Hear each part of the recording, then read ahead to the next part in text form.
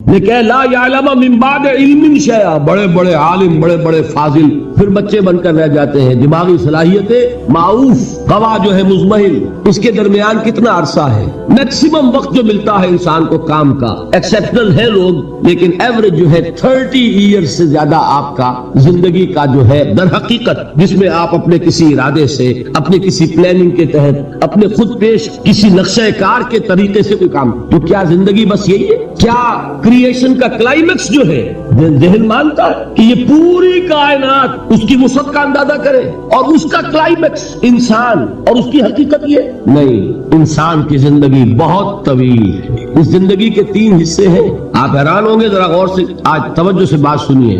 2 تو سب نے سنے ہیں، میں 3 کہہ رہا ہوں. ہماری کریشن کب ہوئی تھی؟ ازل میں، جب روحوں کی شکل میں ہمیں پیدا کر دیا گیا تھا، جن سے اللہ تعالیٰ کا وہ مکالمہ ہوا تھا، الستو بربکم قالوا بلا. میں بھی تھا، آپ بھی تھے. ہر شخص نے اللہ سے معاہدہ کیا تھا، الستو بربکم قالوا بلا. کیوں نہیں؟ شہیدنا، ہم گواہ ہیں، اے اللہ تو ہی ہمارا رب ہے، ہمارا مالک ہے. یہ معاہدہ کیا تھا کہ نہیں؟ ہم سب تھے. فرق کیا ہے؟ صرف ہماری ارواح تھی، یہ اجساد نہیں تھے، جسم نہیں تھے، ارواح تھی. تو کریشن تو اس وقت سے ہے. ایک زندگی ہماری وہ ہے جو ہم بتا آئے. ایک زندگی یہ ہے کہ ایک جسم کے ساتھ، وہ جسم جو زمین سے بن رہا ہے، پیدا ہو رہا ہے، زمین کی غذا سے پل رہا ہے، اس کے ساتھ اس روح کو شامل کر دیا گیا. یہ ہماری حیات دنیاوی ہے. اس کے بعد وقت آئے گا، جسم واپس چلا جائے گا جہاں سے آیا تھا. منہا خلقناکم وفیہا نعیدکم ومنہا نخرجکم تارۃ اخری. اسی میں سے ہم نے تمہیں بنایا تھا، اسی میں لے جائیں گے، اسی میں سے پھر قیامت میں اٹھا کھڑا کریں گے. لیکن کیا روح بھی دفن ہو جاتی ہے؟ نہیں. تمہاری اصل حقیقت وہ اس وقت لوٹتی ہے وہاں جہاں سے وہ آئی تھی.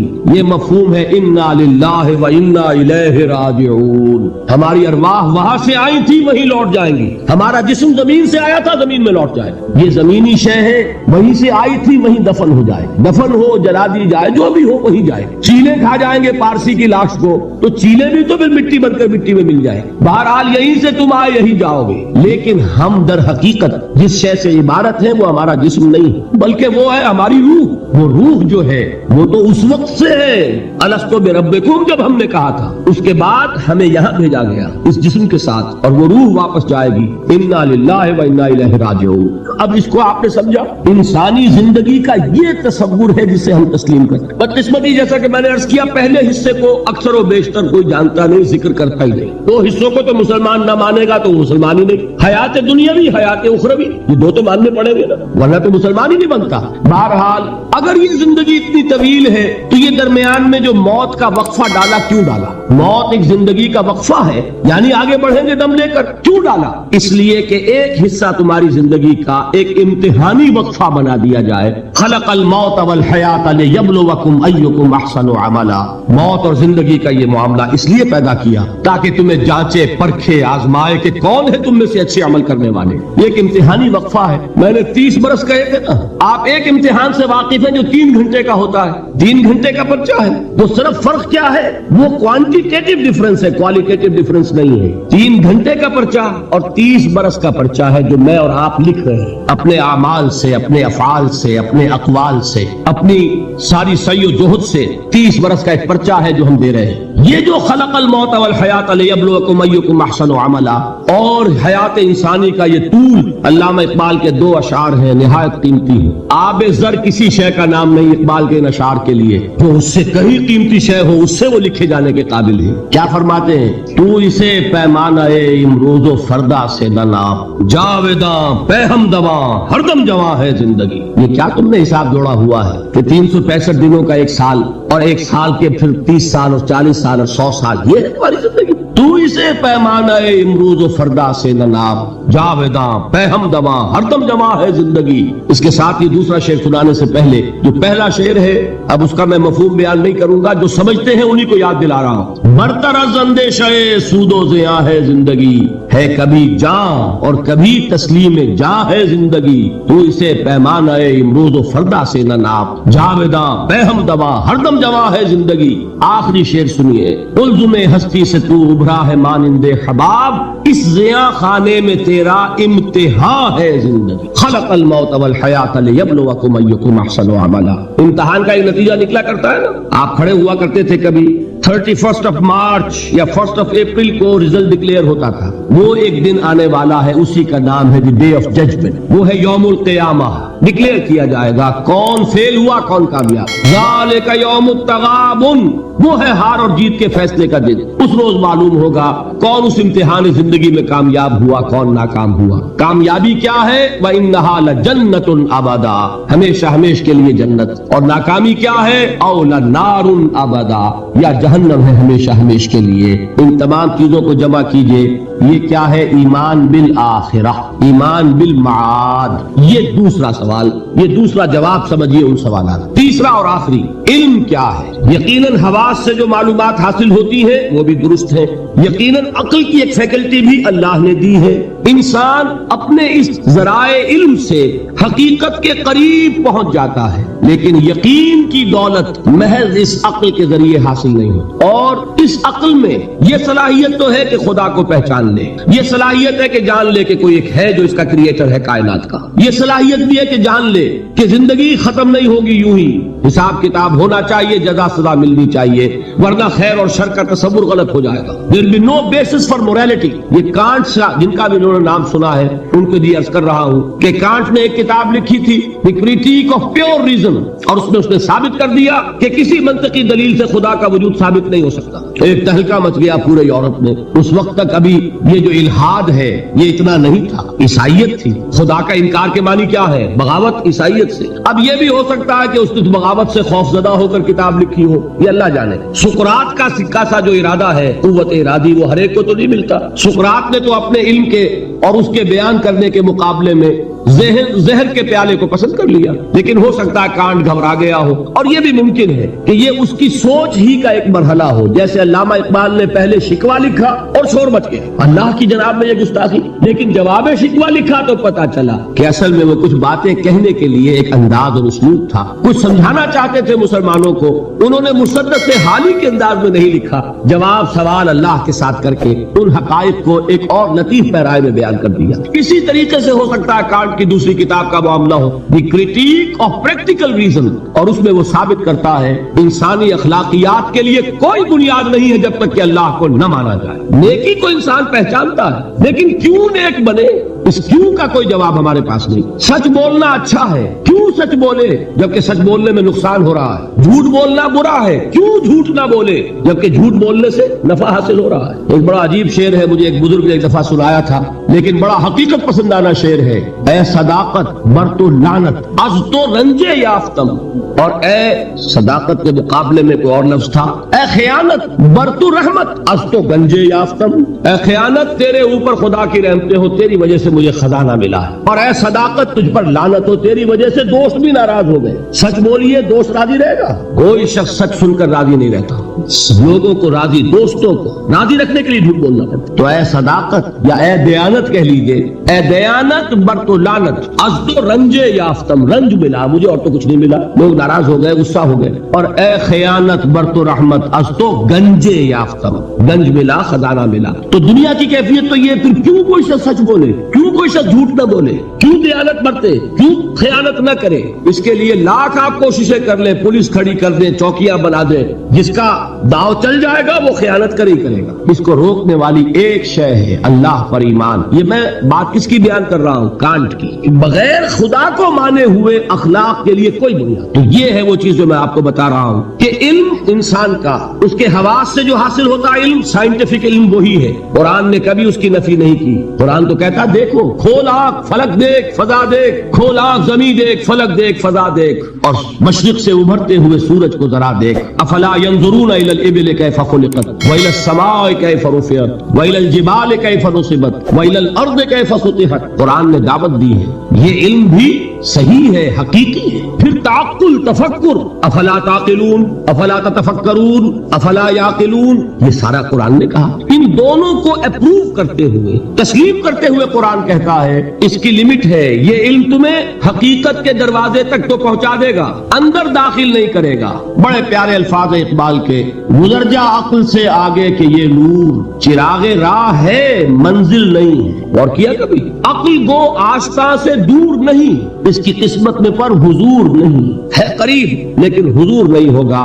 انسان کو حقیقت کے حضور میں حاضری اور علم الیقین کا حصول صرف وحی کے ذریعے سے ممکن ہے۔ اللہ نے اپنی رحمت کا اظہار فرمایا ہے، انسان کو محض عقل کے حوالے نہیں کیا، انسان کو محض حواس ظاہری کے حوالے نہیں کیا، بلکہ اس کی ان تمام صلاحیتوں کے مزید جلا کے لیے چنے ہوئے بندے، سیرت و کردار کی معراج پر فائز، جن کی صداقت اور دیانت کا لوہا ان کے دشمنوں نے تسلیم کیا، ان کو چن کر ان پر وحی نازل کی، ہدایت بھیجی، راستہ دکھایا، انہیں مامور کیا کہ چاہے گالیاں دی جائیں، چاہے پتھراؤ کیا جائے، چاہے تمہارے جسم کو لہو لہان کیا جائے، تمہیں خلق خدا کو یہ حقیقت کا پیغام پہنچانا ہے، جو پیغام پہنچانا ہے اس پر عمل کر کے دکھانا ہے، اگر ایک نظام دیا گیا ہے تو نظام کو قائم کر کے چلا کے دکھانا ہے۔ یہ جلیل القدر ہستیاں انسان تھے، نسل آدم میں سے تھے، اس میں کوئی شک نہیں، لیکن یہ جلیل القدر ہستیاں، انہیں ہم کہتے ہیں یہ انبیاء ہیں، جن کو اللہ نے چنا، جن کو پسند فرمایا۔ اللہ یصطفی من الملائکۃ رسلا ومن الناس،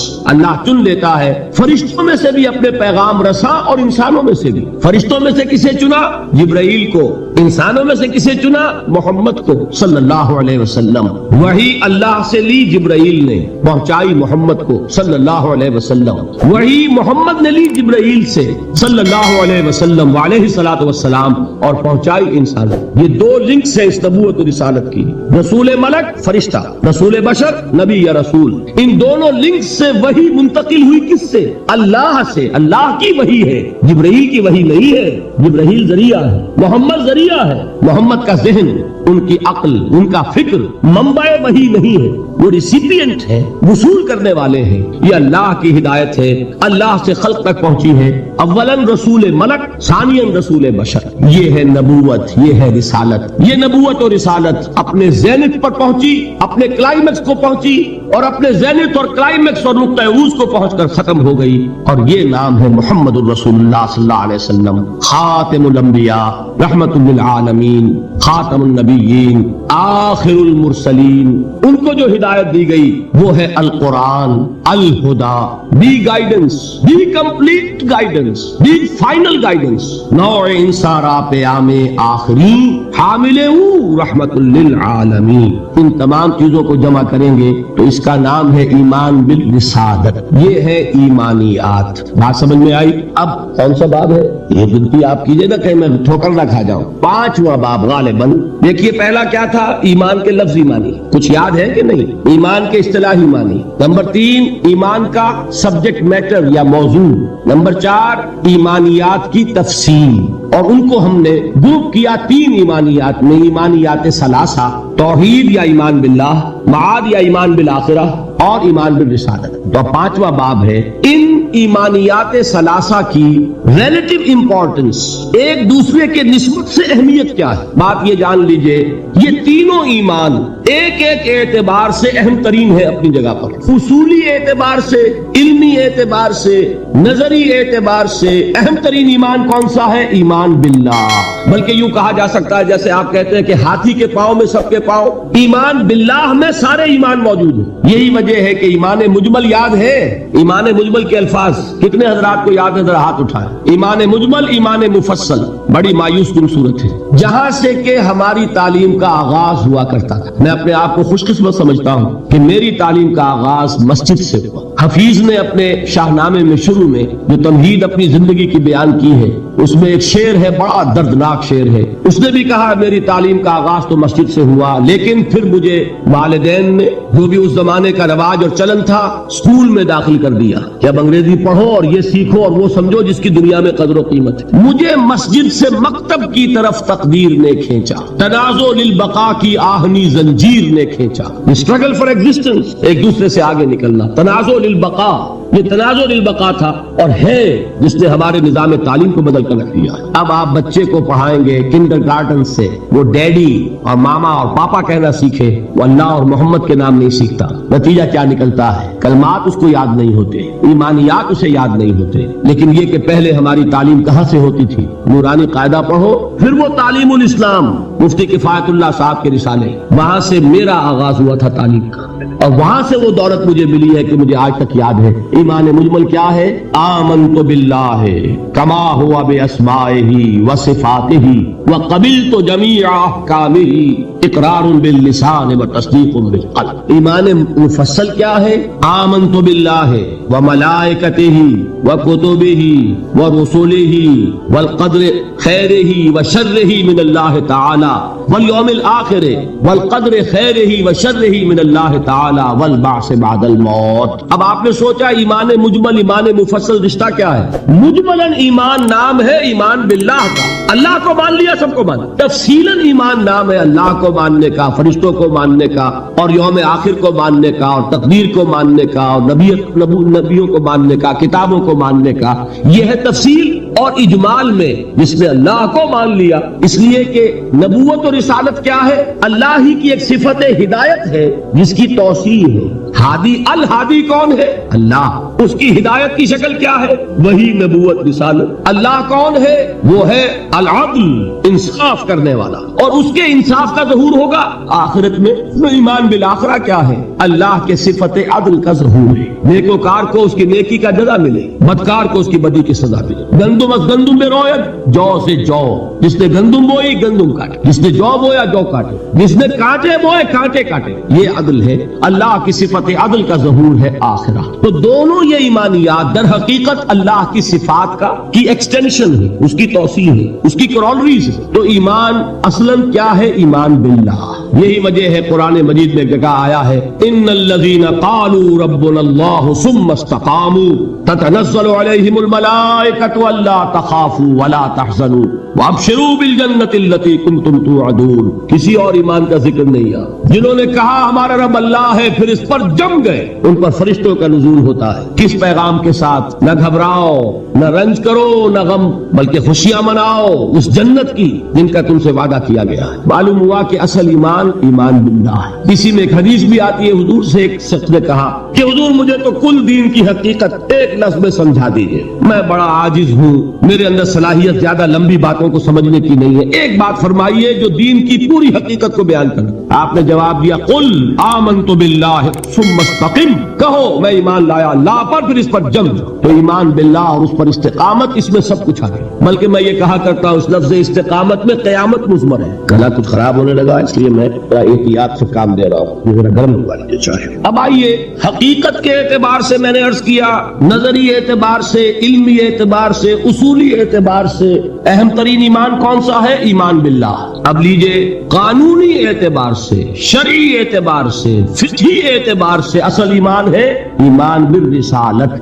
کوئی شخص کتنا ہی اللہ کو مانے، کوئی کتنا ہی موحد ہو، کوئی کتنا ہی متوکل ہو، کوئی کتنا ہی معرفت رکھتا ہو، کوئی کتنے ہی مراقبے کرتا ہو، اس کو مراقبوں میں کتنی ہی روشنی نظر آ جائے، مومن نہیں ہوگا جب تک کہ محمد کو نہ مانے صلی اللہ علیہ وسلم. یہ ہے قانون. یہ ہے مسلم اور غیر مسلم کا فرق. کون مسلمان ہے کون نہیں، اس کا سارا دار و مدار جو ہے وہ ایمان بالرسالت پر ہے، اور ایمان بالرسالت کے ساتھ ختم نبوت و رسالت پر. جس نے اس میں نقب لگائی وہ قانونی اعتبار سے چلا گیا. وہ سچا ہو، بیانتدار ہو، ملنسار ہو، خادم خلق ہو، کچھ بھی ہو، جس نے محمد کا انکار کیا یا محمد کی ختم نبوت کا انکار کیا وہ مسلمان نہیں ہے. نا قانونی اہمیت کی چیز. آپ کے ہاں بعض لوگ کہتے ہیں فلاں شخص ویسے تو بڑا اچھا ہے، بڑا نیک ہے، دکاندار ہے تو بہت ہی بیانتدار دکاندار ہے، ڈاکٹر ہے تو بہت ہی اچھا اور خوش ڈاکٹر ہے، لیکن یہ کہ اس کو لوگ کہتے ہیں کہ وہ غیر مسلم ہے. بھائی لوگ یوں ہی نہیں کہتے. اگر ختم نبوت کی فصیل میں نقب لگائی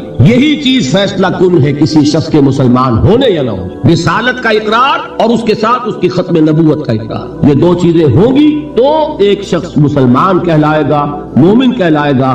یہ نہیں ہے تو وہ کتنا ہی پاک باز ہو، کتنا ہی متقی ہو، کتنا ہی موحد ہو، کتنا ہی با اخلاق ہو، وہ شخص اپنی جگہ جو ہو سو ہو، مسلم نہیں ہو. یہ ہے اہمیت ایمان بالرسالت. نمبر 3 عمل کے اعتبار سے، اخلاق کے اعتبار سے اہم ترین ایمان بالآخرہ ہے. آخرت کا خوف ہوگا، تیر کی طرح سیدھے ہو جاؤ گے. جواب دہی کا احساس ہوگا، ہر قدم پھونک پھونک کر رکھو گے. دیکھو گے کہ غلط بات تو میری زبان سے نہیں نکل رہی، اس لیے کہ جواب دہی کرنی ہے. اللہ کے ہاں اکاؤنٹ ہار کر سکوں گا کہ نہیں، جسٹیفائی کر سکوں گا کہ نہیں، مجھے یہ کہنے کا حق تھا کہ نہیں، میرے لیے یہ لقمہ حلال ہے کہ نہیں، میرے لیے یہ بات جائز ہے کہ نہیں. اس کے لیے خوف کیا ہے؟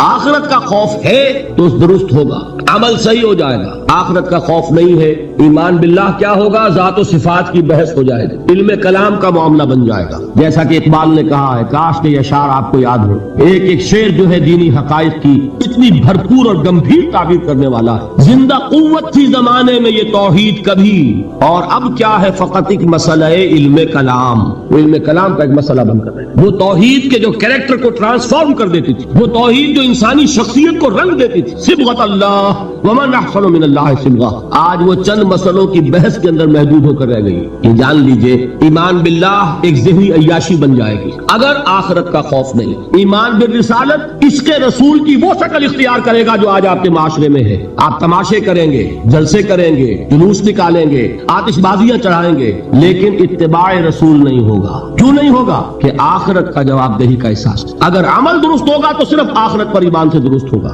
یہ ہے اہم ترین ایمان. یہی وجہ ہے ہم نے اس آخرت کے ایمان کا حلیہ بگاڑ دیا. وہ بہت اپنی جگہ پر ایک مستقل موضوع ہے. آخرت کے ایمان کی نفی کن کن چیزوں سے ہوتی ہے؟ ایک یہ تصور جو یہودیوں کا تھا، نحن ابناء اللہ وحباؤہ، ہم تو اللہ کے بڑے چہیتے ہیں، لاڈلے ہیں، ابراہیم کی اولاد ہیں، اور ہمیں تو آگ چھوئے گی نہیں، چھوئے گی تو چند دن کے لیے. لن تمسنا النار الا ایاما معدودہ. معلوم ہوا کہ آخرت کو مان بھی رہے ہیں، آخرت کا خوف نہیں رہا. جب ہم چہیتے ہیں، لاڈلے ہیں، سیاں بائے کوتوال، کاہے کا ڈر؟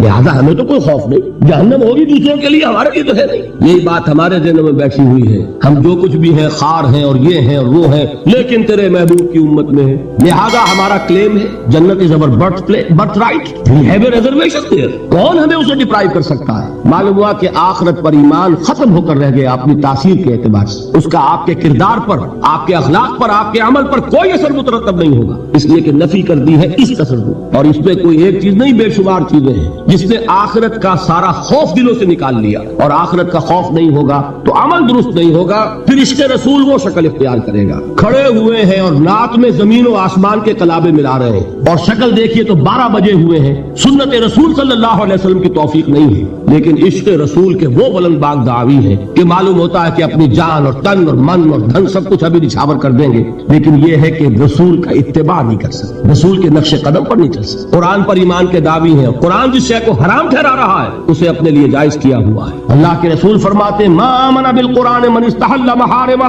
جو قرآن کی حرام کردہ کسی شے کو اپنے لیے حلال ٹھہرا لے اس کا قرآن پر کوئی ایمان نہیں. یہ سب کچھ کیوں ہے؟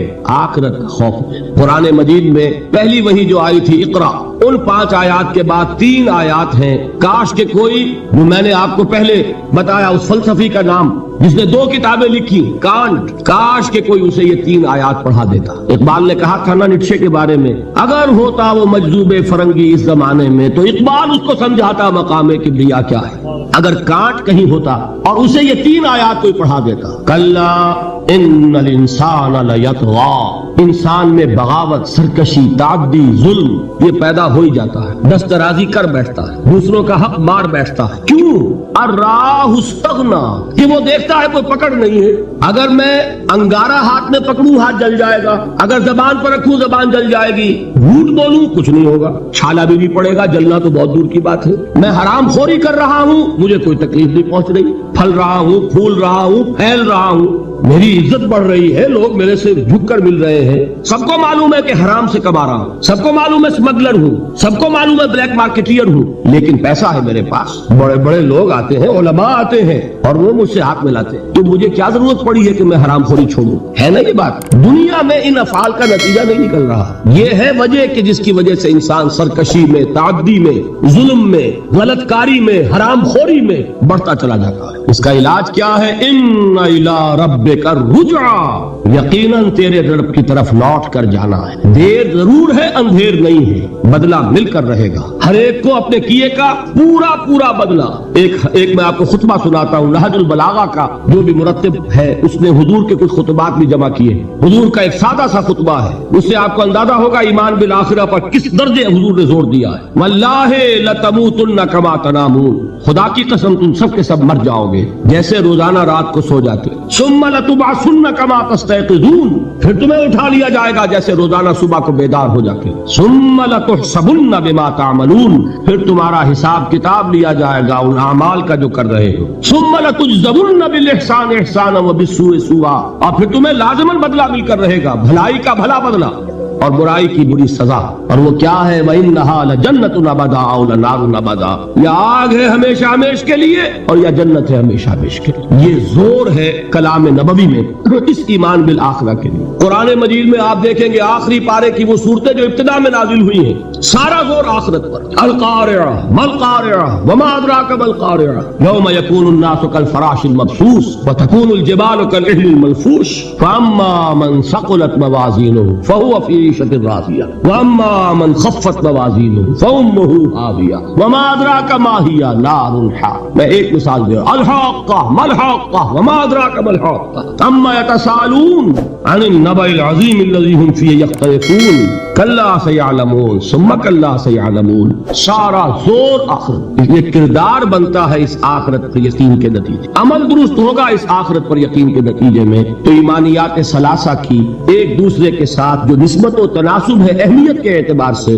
اس کے لیے یہ الجبرے کے فارمولے کی طریقے سے یہ حقیقت ذہن نشین کر لیجئے۔ علمی، اصولی، نظری، علمی اعتبار سے اصل اہمیت ایمان باللہ کی، قانونی، فقہی، شرعی اعتبار سے اصل اہمیت ایمان بالرسالت کی، اخلاقی، عملی اعتبار سے اصل اہمیت ایمان بالآخرہ کی ہے۔ یہ میرا گفتگو کا 5واں باب ختم ہوا۔ اب ہے اہم ترین باب، چھٹا باب، ایمان کے 2 درجے۔ یوں تو ایمان کے درجات بے شمار، ایک ایمان میرا اور آپ کا، ایک ایمان ابو بکر اور علی کا رضی اللہ تعالی عنہما، وہ نسبت و تناسب ہے۔ کتنے درجے ہوں گے؟ وہ درجات گنے نہیں جا سکتے، ناممکن، لیکن جان لیجئے کہ ان کو 2 بڑے بڑے حصوں میں ہم تقسیم کر دیں۔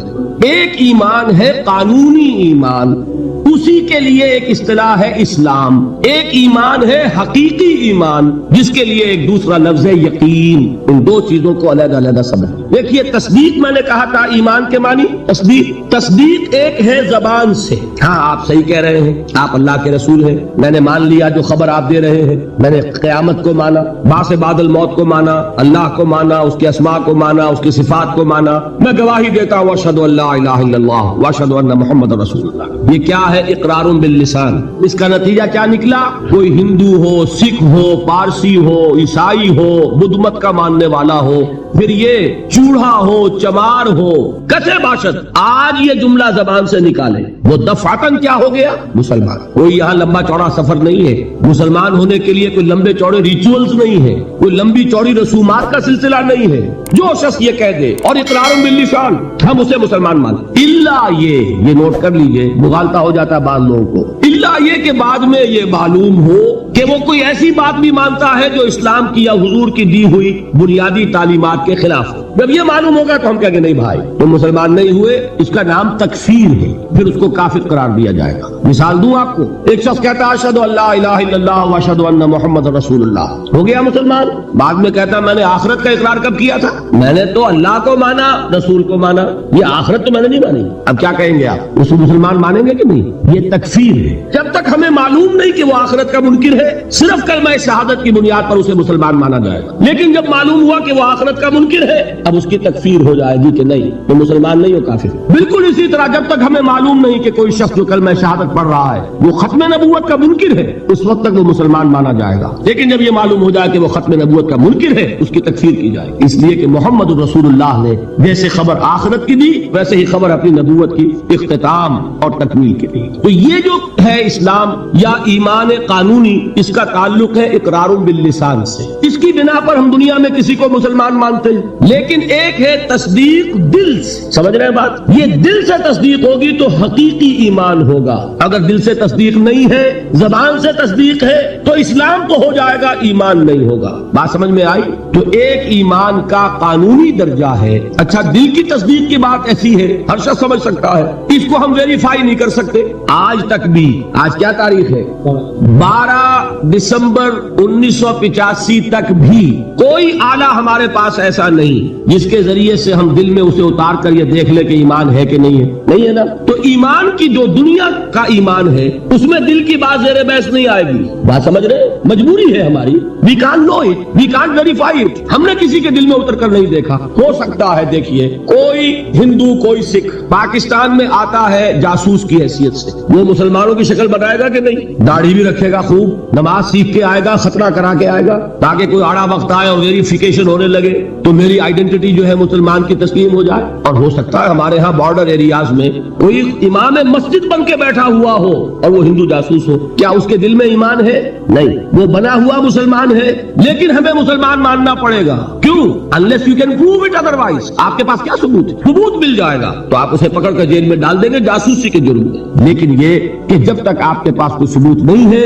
you will have to accept him as a Muslim. اس لیے کہ مسلمان ہونے کے لیے قانونی طور پر ایمان کا تقاضا پورا کرنے کے لیے صرف اقرار باللسان ہے, دل کی تصدیق کو اس میں ہم کہیں زیر بحث لا ہی نہیں سکتے. It's impossible. یہی معاملہ اچھی طریقے سے سمجھ لیجئے. ایک شخص عین حالت جنگ میں, آج کل تو خیر دور سے ہوتی ہے ٹھاٹھا, لیکن یہ کہ وہ زمانہ جب کہ حضور کے زمانے میں جہاد ہوتا تھا, قتال ہوتا تھا, بدو جنگ ہے, تلوار ہے.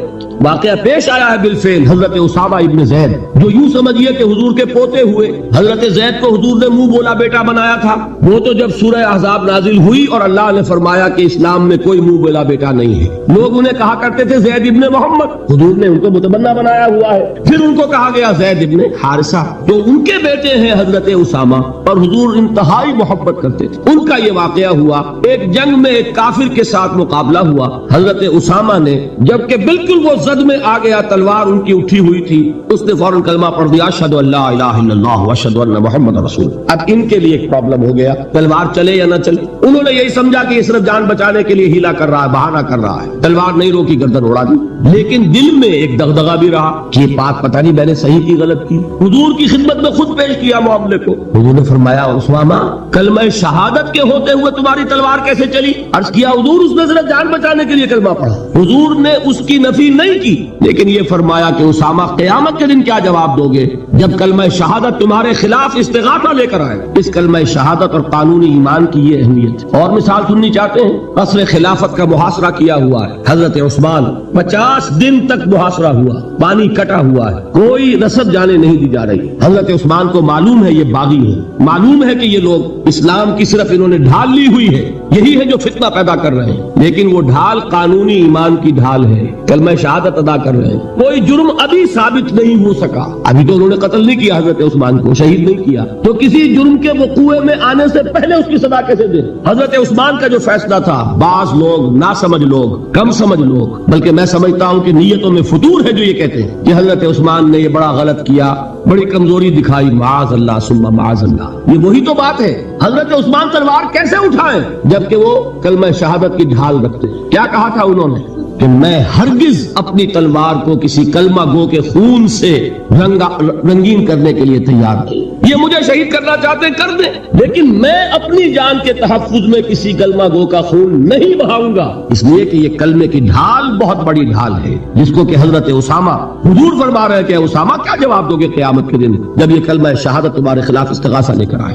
یہ ہے اس قانون کی اہمیت. قانونی ایمان اس دنیا میں انتہائی اہمیت کا حامل ہے. حضور نے فرمایا کہ ایک مسلمان کی جان اور اس کی آبرو اللہ کی نگاہوں میں اتنی محترم ہے جتنا کعبہ. یہ تو آج ہمارا حال ہو چکا ہے کہ مسلمان کے خون سے خنجر آلودہ کر رہا ہے, مسلمان کی گردنیں کاٹ رہا ہے. ہمارے ہاں بڑی جنگوں کو چھوڑیے جو ہو رہی ہے اس وقت, آپ دیکھیں گے کہ ہمارے ہاں ہمارے ممالک میں خاص طور پر پاکستان میں چند ٹکوں کے لیے انسانی جان لی جا رہی. چھوٹے چھوٹے جھگڑے, چند روپے کا جھگڑا ہے اور انسانی جان لے لی گئی, جس کو حضور نے فرمایا کہ اس کا احترام اللہ کی نگاہ میں بالکل اتنا ہے جتنا کعبے کا احترام. یہ ہے اس قانونی اسلام کی اہمیت. لیکن یہ جان لیجئے اس قانونی ایمان کا عمل دخل صرف اس دنیا تک ہے.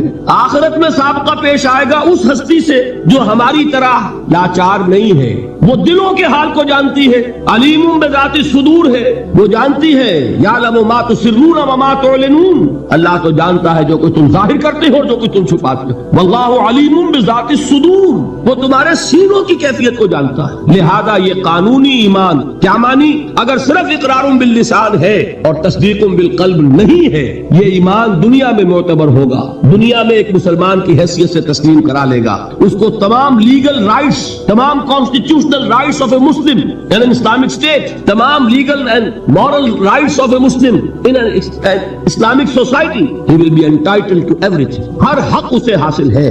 لیکن آخرت میں معاملہ ہوگا اس ایمان حقیقی کی بنیاد پر جو قلبی تصدیق کے ساتھ، تصدیق ہے تو مومن قرار پائے گا، تصدیق قلبی نہیں ہے تو مومن نہیں قرار پائے گا. یہ البتہ ہے اس تصدیق قلبی کے مدارج ہوں گے، یقین کی گہرائی، جیسا کہ میں عرض کر چکا، کہاں ابو بکر اور علی اور عمر اور عثمان اور طلحہ اور زبیر، کہاں سلمان فارسی، کہاں ابو ذر، کہاں ان کا ایمان، کہاں ہم میں سے کسی کا ایمان، زمین و آسمان کا فرق ہو. لیکن بیسیکلی تصدیق بالقلب ہوگا تو آخرت میں ایمان جو ہے تسلیم کیا جائے گا. اور اگر تصدیق بالقلب نہیں ہے تو دنیا میں چاہے وہ مسلمانوں کا بڑا لیڈر مانا جاتا ہو، وہ مسلمانوں کا رہنما تسلیم کیا جاتا ہو، یہاں کے سینسس کے رجسٹرز میں اس کا مذہب اسلام لکھا گیا ہو، کتنی ہی بڑی سے بڑی سند لے کر وہ چلا جائے اور آپ اس کے کفن میں بھی رکھ دیں کہ یہ دنیا میں مسلمان مانا جاتا تھا اور مسلمان ہی نہیں مسلمانوں کا قائد اور رہنما مانا جاتا تھا، یہاں کی ساری سندیں اور یہاں کے ساری سینسس رپورٹس وہاں جو ہے پرے کاہ کے برابر وقت نہیں رکھتی.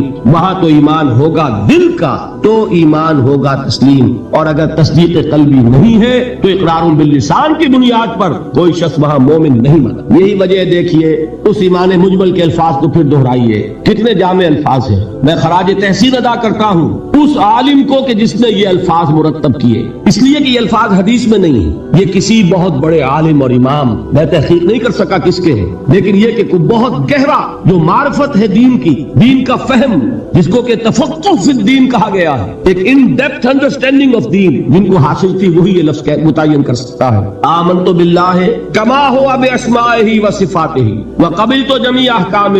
آگے کیا ہے؟ اقرار باللسان و تصدیق بالقلب. میں زبان سے اقرار کر رہا ہوں، دل سے تصدیق کر رہا ہوں. دونوں چیزیں ہیں تو قانونی ایمان بھی مہیا ہو گیا، حقیقی ایمان بھی مہیا ہو گیا. اور اگر یہ دونوں چیزیں نہیں ہیں، صرف اقرار باللسان ہے تو وہ دنیا میں مسلمان سمجھا جائے گا. اگر تصدیق قلبی نہیں ہے آخرت میں وہ مومن شمار نہیں ہوگا. اچھا ایک اور شکل بھی ہو سکتی ہے، ہو سکتا ہے تصدیق بالقلب ہو لیکن اقرار نہ. اگر آپ ڈاکٹر اسرار احمد کے پیغام کو زندہ رکھنا چاہتے ہیں، چینل کو سبسکرائب کریں.